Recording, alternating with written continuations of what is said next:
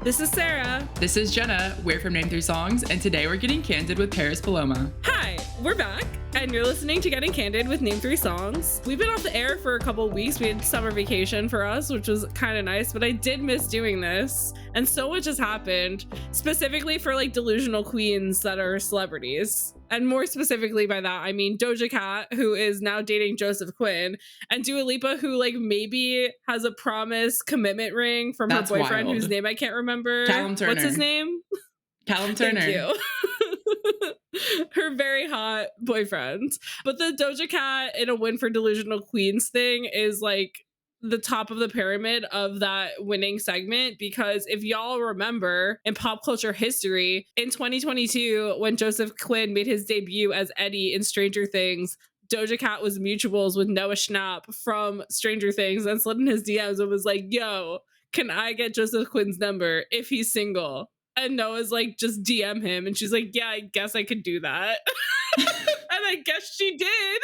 I know. All these years later, look what being delusional can do. Also, she's famous, so it's not that hard for her.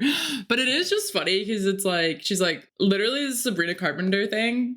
I want it. Yeah. I got it. Literally. And like, okay, I understand like she's famous, so she's gonna be able to like get things easier. But honestly, this is just making me want to be more delusional about my crush conquests. I don't think there's anything wrong with that. I don't think there's anything wrong with that. Thank you for the support. How do you feel about Dua Lipa? Personally, for me, seeing the Dua Lipa news rocked my world because number one, I have been an OG Dua Lipa fan, OG like 2017, like when the album came out, all that stuff. It took me forever to see her. Like I always wanted to see her in concert, like never was able to until like Lollapalooza 2022. I guess I saw her from afar, and she's coming to Austin City Limits this year. She's one of the headliners, so that will be exciting. But Miss Dua, I identify with her deeply. I feel like she's my bestie, you know? Like, I just feel like if we knew each other, we'd be friends. She's literally like 1 month older than me. She just had her birthday. We're like same year, everything. So when Miss Queen is out here dating Callum Turner, I'm just like so happy for her. And the promise ring, I literally was like, what? I just like, it's just funny to me because she's had a series of very public, very serious boyfriends, like 4 of them. I mean, there was that, the Hadid brother. There was Paul Jackson Klein from Laney. I think we all tried to forget that one. And then there was like that her like tech billionaire chef guy. Oh yeah, or, like, I guess that happened. But that was like well, no. There before Callum Turner, she was dating someone else, but that was like brief and short. But the first guy was like a chef person. I don't remember his name. I remember his face. So I don't know. She's just always had like super serious, super long-term public boyfriends. So I don't know. I'm happy for her. She's thriving. I just like love when the girls win. But if you're just tuning in for the first time, hi, we're Sarah and Jenna. As you might know by now, we have a podcast called Name 3 Songs where we talk about music and pop culture under a feminist lens. And we discuss these silly, goofy fangirl nonsense, pop culture news moments every episode. Coming up today, we do have an interview with Paris Paloma, but right now we do have a bit of more serious news, but also does relate to fandom. This was pretty wild, but Roan took to her TikTok to just post 2 like rants basically and like turned off the comments. They like immediately had multi-million views. As y'all know, Roan has been blowing up this year at quite an exponential rate. A few months back, like she was crying on stage at one of her shows because she said like the fame was just moving really fast and she like it was difficult dealing with it. In these TikToks, she basically was saying like as a celebrity she doesn't owe people anything, and it was pretty like she was clearly upset and like pretty serious about it all. So basically, like in a nutshell, what Chapel was talking about is the fact that like she was discussing like parasocial relationships and the extent and the level in which they have come to. And we actually have a podcast episode that we did about this and like how there's like a positive side to parasocial relationships, but also like a deeply dark and negative side to these things.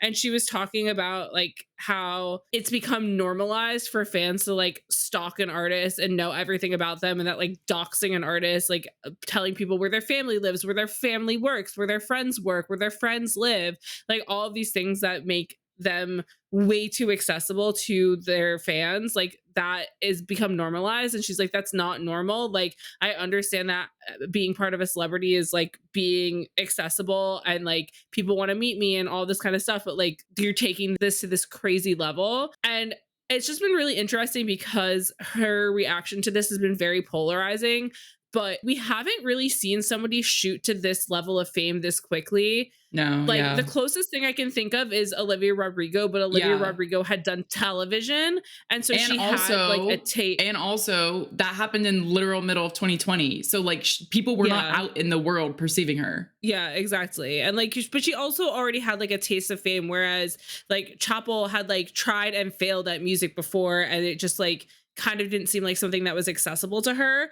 And so I can understand why this is so jarring, because she is just like a girl from the Midwest. Like she doesn't really have a lot of knowledge outside of her lived experience of like what fame looks like. And like for it to happen so quickly, it's like, does she even have like like mentors or like friends or like a support system in place of people who also get it? And so it's just this thing where it's like, she's not talking about somebody like us who, like, if we saw her somewhere and like started speaking to her, like she would be really mad about it. She's talking about people who are like camping out outside of hotels, who are finding where her family lives and showing up to these places unannounced, uninvited.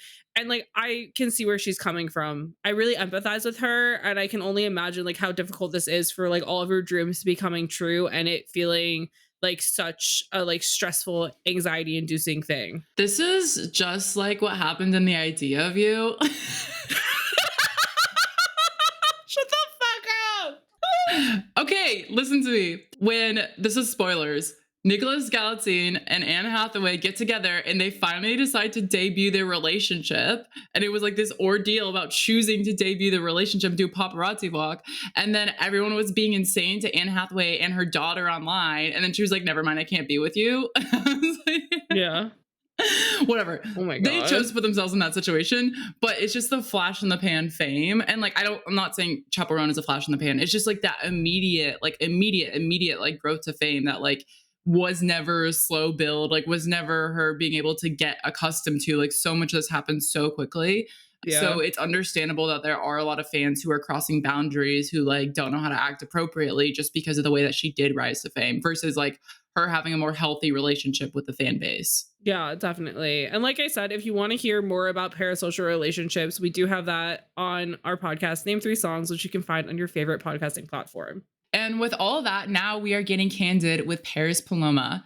Paris is an English artist who made a name for herself in 2023 with her song Labor, which became an instant rallying cry for women around the world through its journal like lyricism, dark folk pop melodies that detail the knots of women's emotional labor under patriarchal society. Now Paris is releasing her debut album Cacophony as of August 30th, which explores the human experiences of grief, love, patriarchy, and trauma, all through the images of Greek mythology, fantasy, and the literary Gothic. So we're getting candid with Paris about how her love of creative writing and fine art led her to a very personal way of storytelling as a songwriter, and why she celebrates and explores the idea of womanhood as a rebellion to the norms of society we've all been raised in, which I think we're all very familiar with, as well as how her music has become a wildfire for women across the world to explore conversations of feminism and find community with each other. So all very Name 3 songs. And with all of that, let's go get candid with Paris. Hi, Paris. Welcome to the show. Hi, thank you so much for having me. We're excited to be talking to you today. We think we have a lot in common. Jumping right into things, you growing up said that you wanted to be a creative writer. Writing was like important to you. It was kind of like your personal writing, poetry, and it found its way into songwriting and music. And from us, listening to your music, looking at your visuals, it's very clear that literature and art greatly impacts you as an artist and the art that you create.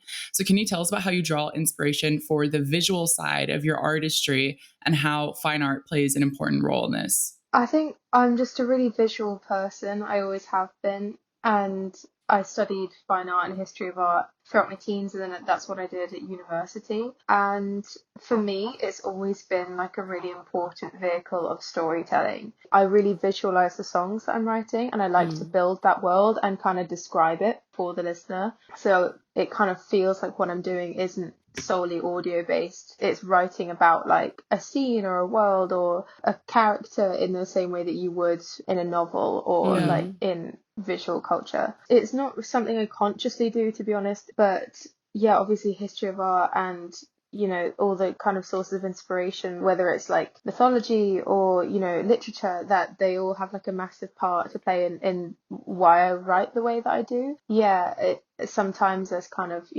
like inspiration for the kind of imagery I want to be using. And also sometimes it's really nice to use those tropes, those storytelling devices that are in literature and mythology and art throughout history to talk about your own life and kind of shroud it in that layer of mystery and mythos. I think it makes me feel quite protected so that songs don't become kind of anecdotal or like pieces of trivia about my life. Yeah, I mean, well, and also, I mean, I think this is beautiful, and we're going to dig into this a lot during like this conversation, this idea of using like metaphors to tell like this bigger story that's also still quite personal. But in thinking about, your connection to fine art and the way you use it for storytelling, I saw in Enemy, you had talked to them about how you felt a different type of connection when you're performing, and there's just a different energy that flows between somebody observing fine art, which can be quite a solo activity, versus a live performance where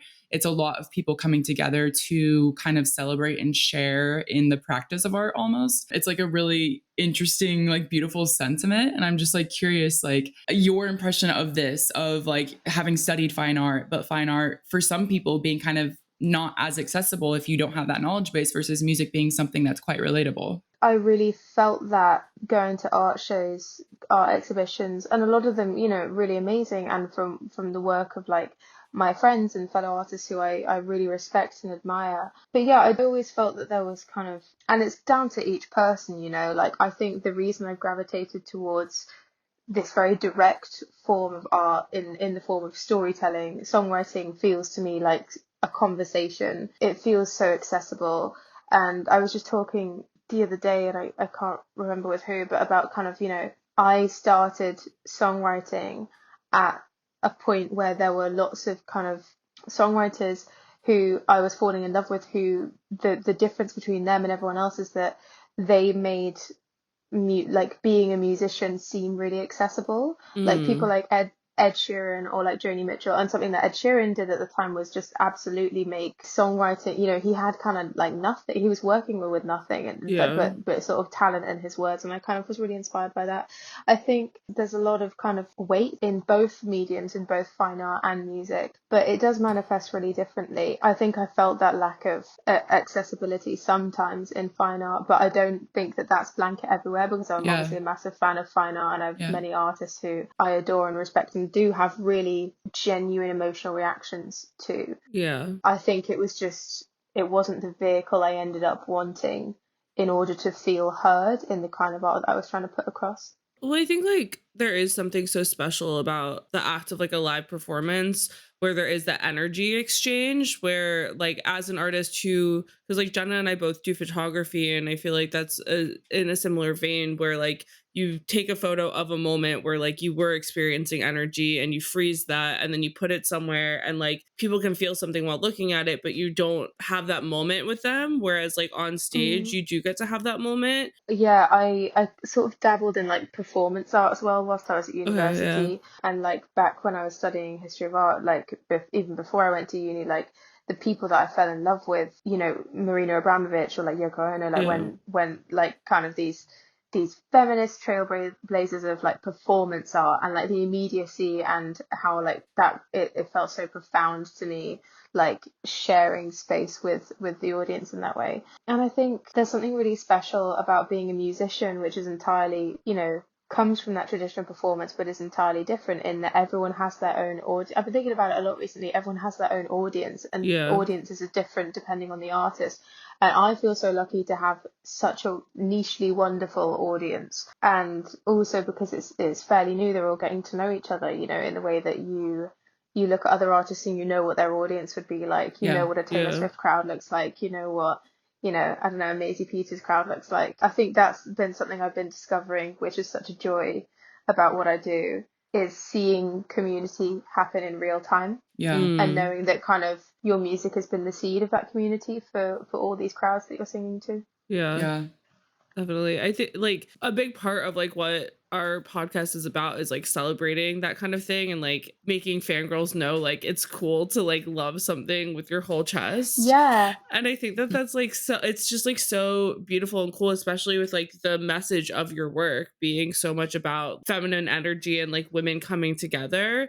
And so what has your experience been like watching this grow from like obviously like with how labor like kind of popped off on TikTok and the response to that, but like it going from the internet and people responding to it to like them coming together at your shows and responding to it as a group with you there? Like what has that been like for you? It's been really interesting because I'm sure this happens with a lot of artists where people know a song first and then they know you second. Yeah. And there was this funny period of time where like labor was very like people came to the shows and the door through which they had entered my world was labor. Yeah. And it kind of felt like I was introducing myself to them through a mutual friend and the mutual friend was the song. Yeah. And since then, it's like planted this wonderful seed of amazing shows and audiences. Yeah. I mean, it was nuts, like when that no one can prepare you for something like that happening. And I'm immensely grateful for it. Is it weird to say I have closure from it now? Like, as in, I think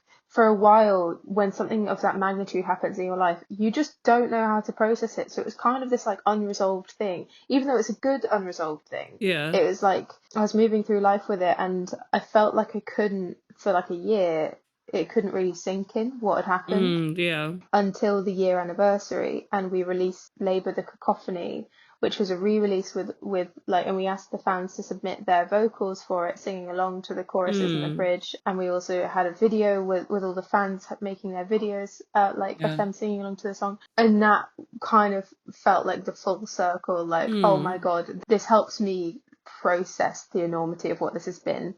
I think because I can feel how grateful I am for the response that people have had it. And I was always grateful, but it's really hard to not let that be overshadowed by imposter syndrome, like prior to that point, you know? And so that was really amazing. And I had some just like spine tingling moments, like seeing people listening to that new version of the song. It keeps having a resurgence, Labour, like, you know, things happen, and the way that, you know, songs on social media work now is that, like, if it makes someone think of your song, like, it'll be used. And we're living in a time with a lot of disappointing waves of patriarchy, but a lot of, you know, confident female uprising against it. And so it's resulting in Labour being like witness to these amazing moments of female solidarity in the face of like this perpetual misogyny and patriarchy, which has been really emotional for me to watch happen and like be part of. I feel so heard, and I imagine that that's the feeling that a lot of like women who are sharing in this feel as well, which is amazing. I mean,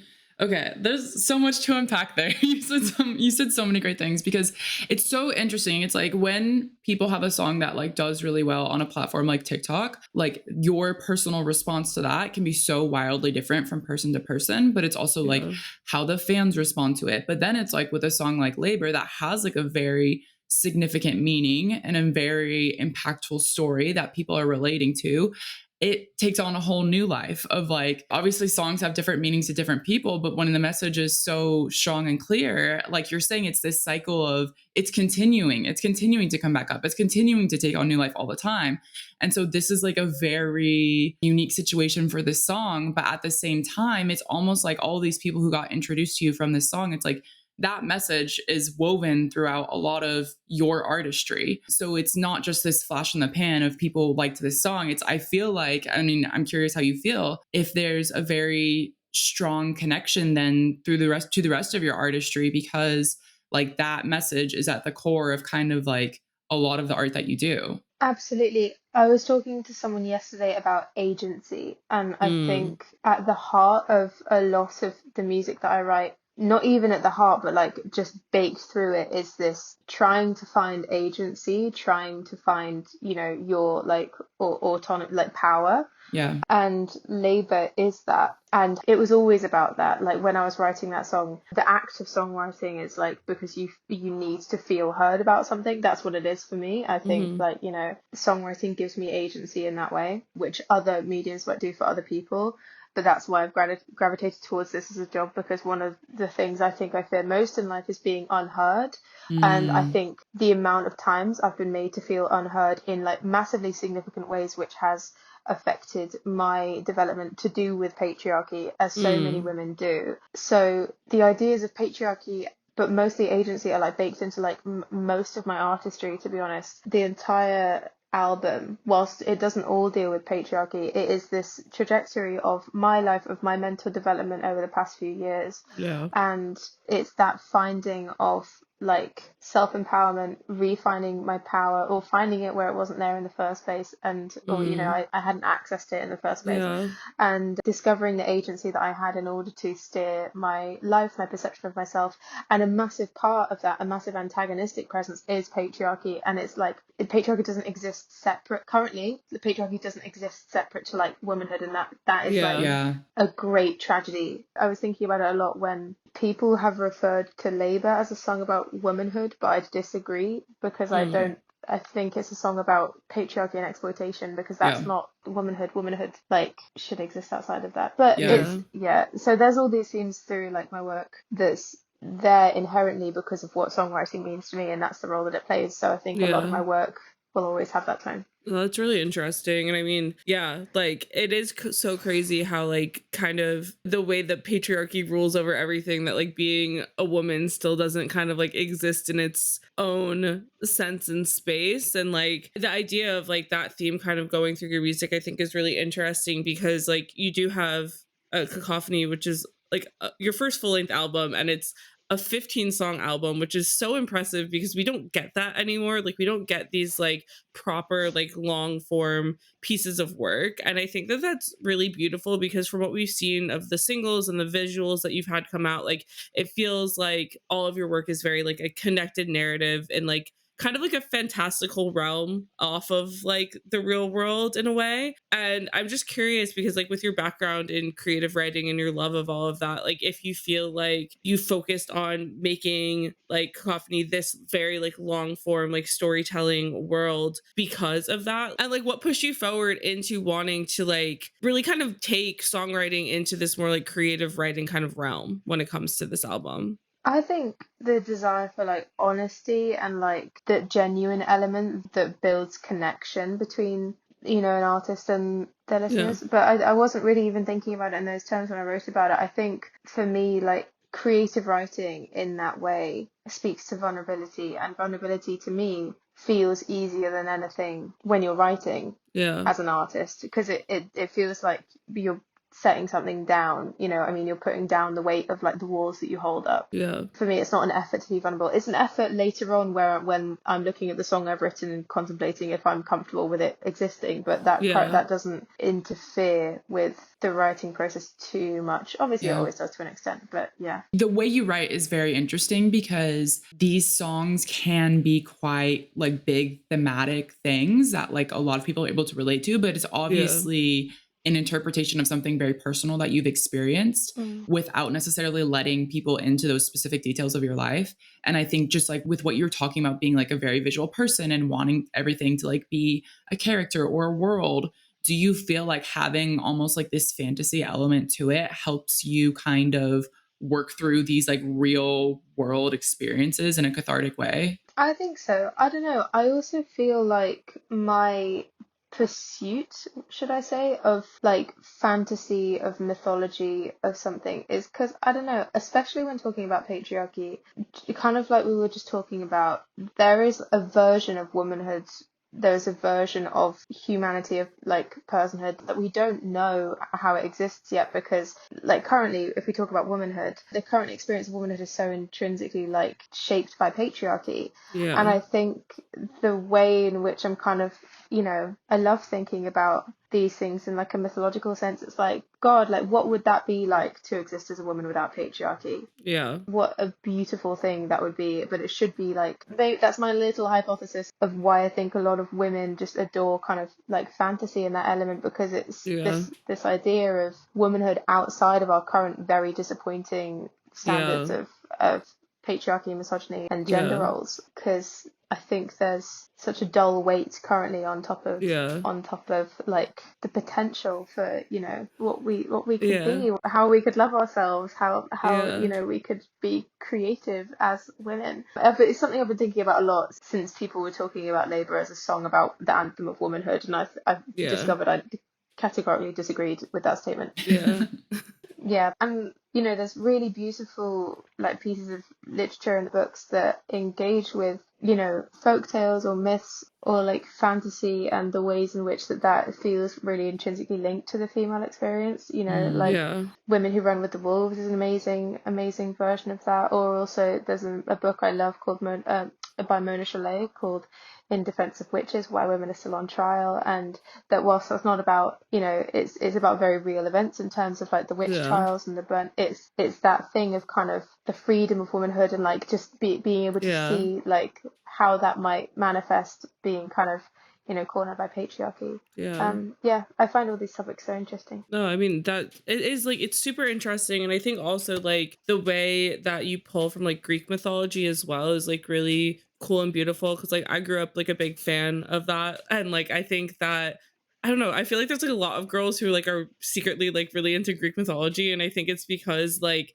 the way that like the Greek gods and like all of that kind of worked was that like women had power. Like there were female Greek gods that had like control over things, and that people were like fighting wars for and like changing like their lives for or whatever.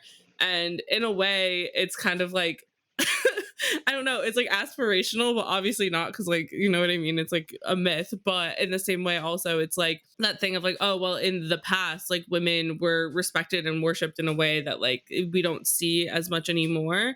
And I feel like in your imagery, like when I was looking at your Instagram and stuff, you kind of just have this vibe of like on it where, I don't know, it just feels very like celebratory of female empowerment and like the divine feminine and all these kind of things that people talk about in theory and like don't really like act on in real life, especially because like women are kind of taught to be pitted against each other over the past kind of like couple of decades, where it's like, oh no, like I don't know, like the fact that we have the term like a girl's girl is like sad for me, because that should just be like what everything is like supporting women should be very important. And so like, why was it so important to like put this like woman like celebratoriness of womanhood and like femininity first when it comes to like your imagery and being like, this is just like who I'm going to be all out? I never did it consciously. I think I've just spent a lot of time. The most significant events, traumas in my life have been related to patriarchy. Yeah. And so it's been the larger part of what I've spent my time in therapy unpacking, or my time having reckonings with myself, you know, undoing the beliefs that these, whether it's cases of patriarchal violence or, you know, like just in general relationships that I've had with male friends or, you know, male partners. But I don't think it's affected me any more than it has any other woman. But I think because the most notable events in my life have been so linked to patriarchy, that's why on an emotional level I write about it, I talk about it, because that's my experience as a person. You know, people would have different experiences, and I don't really see myself as engaging with it, because it gives, you know, feminism or discussions about patriarchy this very sanitized, if you talk about it as being like this political thing, it's not accurate. You know, I think a great deal of what we call political isn't political in the slightest. Completely agree. Like calling things political only serves to make people who don't have any need to engage with it feel better about themselves, because then they can call themselves apolitical instead of empathetic. And like, I never set out to be like, I'm gonna write songs that are gonna make women feel this and stuff like that. I just writing about my life, and I'm just writing about my feelings. And I think that's more powerful to recognize it as like it's a real thing, and not, this isn't kind of like some postponed issue that people need to deal with at some undetermined point in the future. Like currently, you know, I'm so grateful that women have found so much like solace and, you know, empowerment in my music, and there's a reason for that, because it's like we need community in each other right now, because there's a lot of stuff going on that shouldn't be going on. No, 100%. It's like that weird thing where it's like, why is the body that I was like put in a political issue? Like, it's so crazy. And like we've had conversations before where it's like, oh, like gender and like sexuality and all these things like should not be political issues, and then they just are, because these like old grouchy white men decided that like, oh, we have to have a problem with something. And so it's so interesting where it's like your music should just be something of like empowerment and joy, bringing people together, but because of how the world is working right now, all of a sudden your music about celebrating this is like a political statement, which is crazy. It's absurd is what it is. Like, and I just think it's nuts. And I think a lot of people who see things like this as political lack a lot of empathy. Yeah. And that's kind of all it is, really. And I think, you know, as Labour's got bigger and been out for longer, it's had more of a reception from people who aren't its demographic. Or I mean, I don't know, I guess I should say everyone is its demographic, because I would agree. Like everyone should have an interest in maintaining like a healthy relationship where not one side is being exploited based on gender. Yeah, some of the comments I get are absolutely nuts, and for the most part it's not very many, and for the most part like I still continue to be surprised every week, every month, by just the support that song and the rest of my songs continue to be shown. But yeah, there's a lack of empathy and a lack of understanding. I mean, I don't even need to talk about like what's going on in the UK right now, which I, you know, I'm not a person of colour, and I'm an incredibly privileged white woman, and it really shocks me to see this kind of like crisis of like lack of morals, lack of empathy, just against other people. Yeah. Anyway, I don't really know how to combat it, to be honest, when you're just receiving comments like that. Yeah, I mean, I think the other thing too is it's like, when you're writing songs that sound so self-assured, like to someone who's coming across your music, it sounds like you've really got it figured out. And like, this is something that's like super empowering, when it's like, the reality is that you are using this to work through all these things yourself. But I think 100%. It's one of those things where it's like with patriarchy, it's like, there's so many things, like from when we're little, from when we're growing up, in the media, in society, in politics, like all of these things telling us like who we're supposed to be and what we're supposed to be. And like one of those things being like the virgin whore trope, and like women can't be like respected and desired, and like all this stuff. And it's one of those things where it's like you become an adult and you're like, that doesn't bother me. Like I'm not affected by that. And then no, but it's like you like to think that like, oh, I've learned, or like, oh, like I'm better than that. Like I know this is silly. And then something happens in your life where it's like, no, actually this like deeply affects me. And I didn't realize until this moment. And then I feel like for you, it's like you're using song to cope with that like experience of dealing with these narratives that we've been told our whole lives. It's just everywhere. And I don't understand how, like, I think it's exhausting. Yeah. And like I say, music is my coping mechanism, and it's my way of bringing joy and bringing empowerment, not just kind of like through all of this stuff, because also my music is such a source of joy, and it is my way of celebrating in all the good things. But a massive part of its role is on the one hand working through the way in which these things, whether it's related to patriarchy, whether it's not related to patriarchy, whether it's just my, you know, experience as a human, it's my way of working through that. And another one is it's like a powerful thing to find something as a woman which makes you feel heard, and why would I stop doing that? Yeah. No, definitely.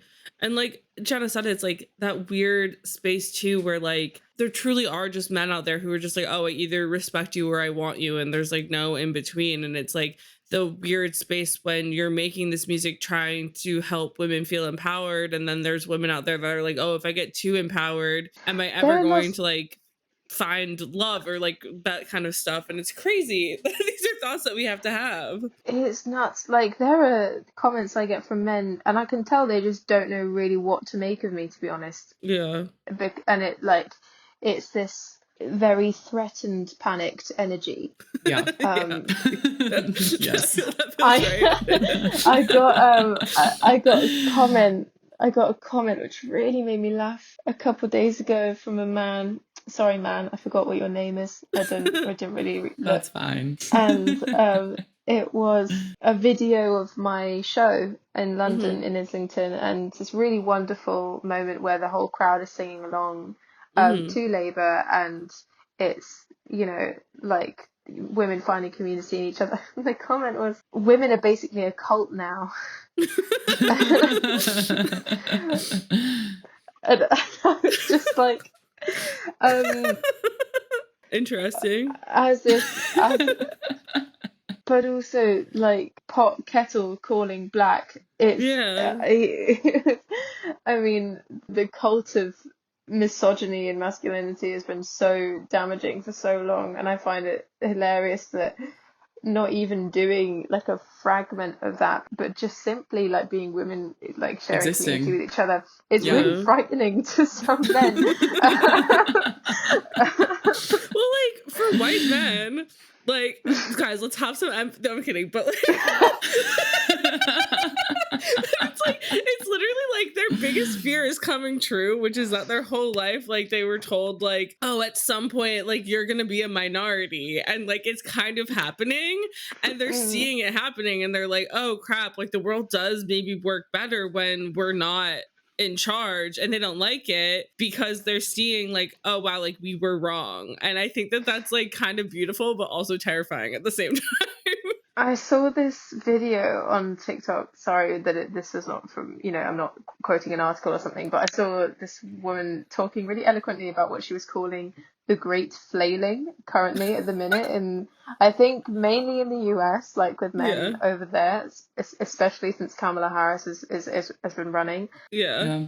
Like, where it's this panicked show of like increased misogyny, like increased like need for like violence and male bravado, because they can feel that, like, not that the balance is slipping, but that the balance is returning, you know, that they are losing grasp on the control over women. Yeah. In the same way that, like, you know, the overturning of Roe v. Wade, like she was suggesting, like, had the opposite effect. Where instead of dividing women or instead of suppressing them further, it was the wake-up call needed for those demographics of women who otherwise would have voted like quite, you know, far right, because they suddenly, you know, and this is white women that I'm talking about who are in like very privileged positions in America, like, because it was a wake-up call that they needed, that's like, my God, like my rights are being taken from me, and I'm lucky, even a really privileged woman. Like, and she referred to it as the great flailing, and I get a lot of comments from men which make me think of that, this really panicked, like, wild energy, and I kind of just want to take their hand and be like, don't worry, like nothing bad's gonna happen, you know, like we're not gonna do to you, like, you know, what you did like, to us. what men have done to women.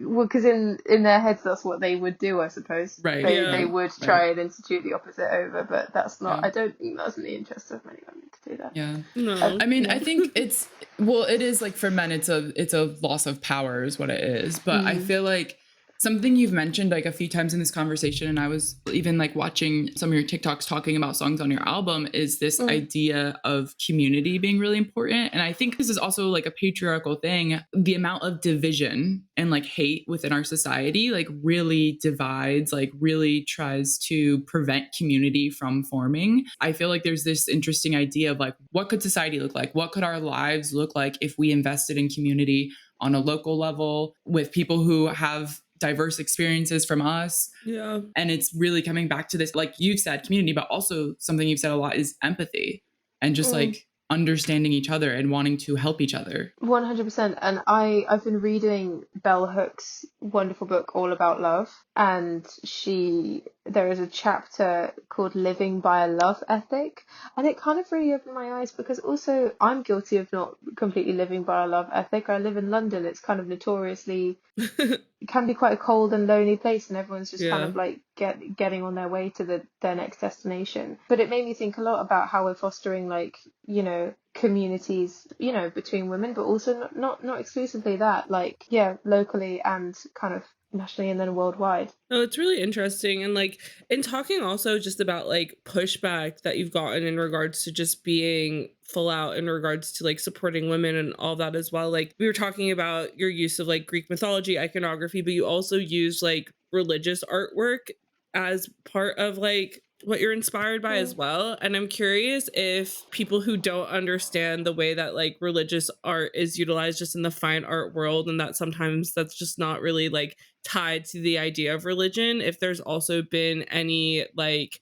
weirdness that you've had through the way that you utilize like this kind of iconography in your music and like in the inspiration for stuff. I think it's always kind of been well understood that any kind of comparison to religion in like the language that I use in songs, specifically Christianity, I think, Yeah. or like, you know, religious iconography, you know, you sort of cited the Madonna, like the Madonna Hall complex, and that's, you know, intrinsically religious, talking about like the idea of the Madonna. And a lot of my therapist once said to me like that so much of my like so much of my like struggles and depression was like weirdly biblical, despite the fact that I didn't come from, I'm sure she wouldn't mind me saying that, because I would talk in these terms of like redemption and sin and like guilt and it's then, woven into our society, like it's woven into quite society. like, I mean, England quite literally is founded like on religion, and so it's understandable that even if you didn't grow up in a religious household, like those pressures are still like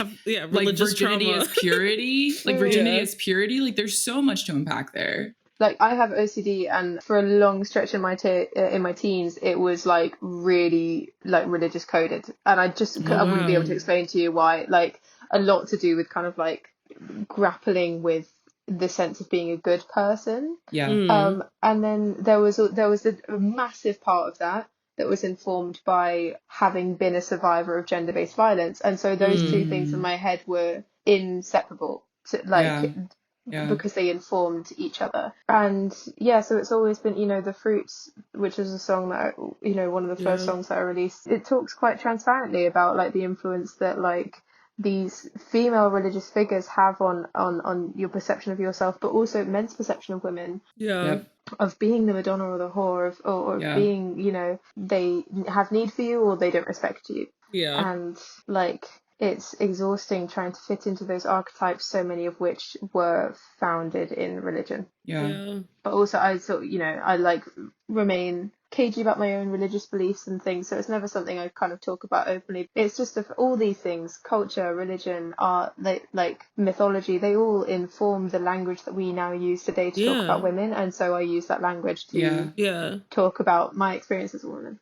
No, 100%. I think like it makes so much sense. I'm always just like curious about it, because like Jenna and I have talked before just about like on the podcast about like this idea of like ingrained religious trauma no matter what your religion is, because like even in America that's supposed to be like the land of religious freedom, now in the past like 20 years specifically that we've been growing up, really like there's been this focus from the right side of things to kind of just like push religion on people that they don't have. And it's like, I don't know, it's always kind of funny because like I grew up Jewish, and like it was never like in a religious way, it was just kind of like in a like ethnicity kind of like tradition kind of way. And so like when Jenna talks about stuff and she's like, why do you relate to this, and I'm like, I don't know. Like, well, it's like no matter religious what, trauma in the air. I mean, if you live in a like a largely white, largely Christian society, like no matter what your background is, you are operating under the premise of the society. Like, I mean, that's what this whole conversation is, and but it's crazy. It's like crazy to have that realization. Yeah, that's what I mean. It's like as a woman, like this is specifically like even more true for like women of color, and because you're held to standards that sometimes you're not even aware of the existence of, you know, like and I think of all the, you know, discussions around kind of like women of color being held to like white supremacist like beauty standards, and it's crazy because you personally don't care about that, but then it shapes your perception of yourself because you're living in the society that rewards the conformity to those archetypes, in the same way that, you know, like it's not a coincidence that a lot of my like OCD and trauma like took a really biblical form after kind of being a survivor of sexual violence, because that's something that is punished like historically, like in women, and you're made to believe that you brought it on yourself. I wouldn't really want to use language in any other way, to be honest. It's like, if it's the way I'm spoken about, my body is spoken about, and like it's the voices inside my head, like, and all those voices of self-doubt, that's what I'm going to put into a song. Yeah. And it's kind of the reclaiming of these images, and like it's like the pulling it apart to ask why is it we believe these things, like why is it the way this imagery has been used against us, like how can we learn from that ourselves, how can we empower ourselves with it. Yeah, absolutely. So this has been such a beautiful conversation. I feel like we literally could talk about all of this for hours with you, but we have come to the end of the discussion, and we like to end every interview that we do with the same question, because the ethos of our podcast and the radio show Name 3 Songs is to empower fangirls.